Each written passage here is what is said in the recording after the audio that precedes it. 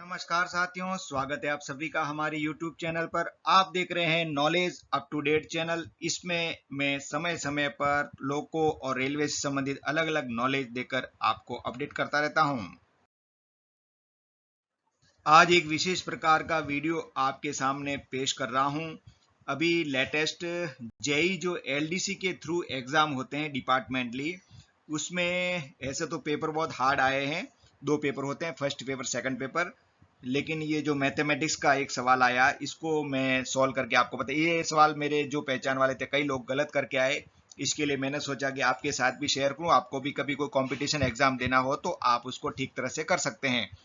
तो ये सवाल है, एक पहिया 88 किलोमीटर की दूरी तय करने में 1000 चक्कर लगाता है, तो पहिए की त्रिज्या ज्ञात कीजिए। यानी कि रेडियस ज्ञात करना उस पहिए का। तो उस सवाल को सॉल्व करते हैं और रेडियस को ज्ञात करते हैं।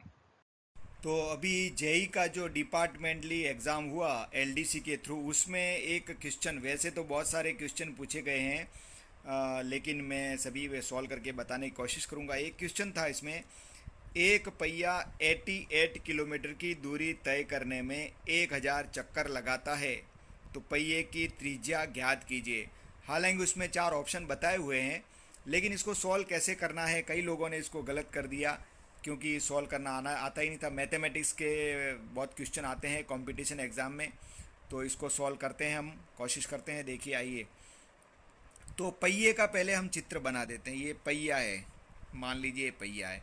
पहिए का एक सेंटर बिंदु होता है और यहाँ पे इन्होंने पूछा त्रिज्या ज्ञात कीजिए। त्रिज्या को रेडियस बोलते हैं और यहाँ से यहाँ तक जो होता है वो रेडियस, ये इसका रेडियस है। और यहाँ तक गिन लेते हैं तो वो डायमीटर होता है, लेकिन हमें रेडियस ज्ञात करना है, रेडियस। और इन्होंने लिखा है कि 1000 चक्कर लगाता है 88 किलोमीटर, यानी कि एक जगह चक्कर, ये इसका यहाँ से घूमे तो ये यहाँ के पूरा जो इसका परिधि कहलाता है वो एक चक्कर। तो 88 किलोमीटर की दूरी तय करने में और यहाँ पे अगर इसको निकाले तो ये पूरा डी यहाँ से लेकर यहाँ से व्यास गिन लेंगे। तो डी बराबर यहाँ लिख देता हूँ मैं 2r, ठीक है। अब इसकी जो एक चक्कर है उसको हम परिधि बोलते हैं हिंदी में। तो परिधि का जो सूत्र होता है वो होता है 2πr। पाई का मतलब आप सभी जानते हैं 22/7 होता है। 2 इंटू 22/7 इंटू रेडियस यानी त्रिज्या, और रेडियस हमें मालूम नहीं है, रेडियस निकालना है। अगर कभी किसी एग्जाम में अगर इसका क्षेत्रफल भी पूछ लेवे, हालांकि यहाँ पूछा नहीं है, तो पूछ लेवे तो क्षेत्रफल का सूत्र होता है πr², लेकिन r हमें मालूम नहीं है, r निकालना है। इन्होंने 88 किलोमीटर दे दिया है और 1000 चक्कर, यानी कि 1000 परिधि। कितनी परिधि? 1000 परिधि है। तो अब मैं इसको यूं लिख सकता हूँ, 1000 परिधि बराबर यहाँ पे 88 किलोमीटर, ठीक है। अब 88 किलोमीटर को हम कभी भी इसको जो निकालेंगे, हमने कुछ ऑप्शन दिए उस तरह उन्होंने मीटर में दिया हुआ है, तो 88 किलोमीटर का मीटर हो गया।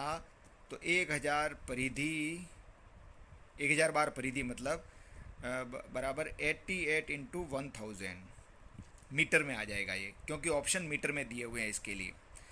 अब क्या हुआ, इसको सरल करने की कोशिश करेंगे हम। तो परिधि का जो सूत्र मैंने आपको बताया 2πr, ठीक है।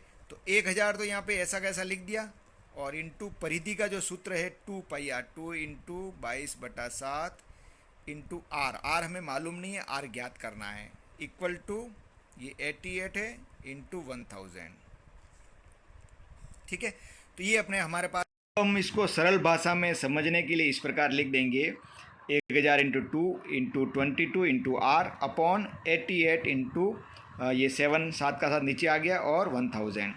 अब इसको हम काटेंगे तो कैसे काटेंगे, 1000 से 1000 कट गया है, और यहाँ से 2 से काटेंगे तो यहाँ 44 आ गया, फिर 22 का भाग 44 में 2 बार गया, तो आया हमारे पास में r बराबर 7 दूनी 14, ठीक है। अब यहाँ लिख देंगे r अपॉन 14 बराबर 1/1, कुछ नहीं है तो 1 लिख देंगे। अब हमको r का मालूम करना है, तो इस प्रकार करेंगे, इस प्रकार करेंगे 4, तो r बराबर 14 इंटू 1, यानी कि r बराबर 14 मीटर। तो इसका जो रेडियस आया है ये 14 मीटर आया है।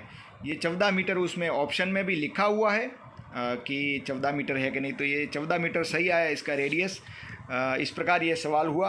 हालांकि ऐसे सवाल जो है थोड़ा कंपटीशन एग्ज़ाम देने से पहले थोड़ा प्रैक्टिस करना ज़रूरी होता है। अगर आप प्रैक्टिस नहीं करेंगे तो इस प्रकार के सवाल हम नहीं कर पाते हैं। इसके लिए थोड़ा थोड़ा जिनको भी एग्ज़ाम देना है वो थोड़े थोड़े प्रैक्टिस इस प्रकार करते रहें। तो आशा करता हूँ कि ये तो मैंने एक झलक बताई थी कि देखो ऐसे ऐसे भी एग्ज़ाम में क्वेश्चन पूछे जाते हैं, ताकि आप भविष्य में कोई कंपटीशन एग्ज़ाम देने वाले हो तो थोड़ी उस हिसाब से तैयारी करें।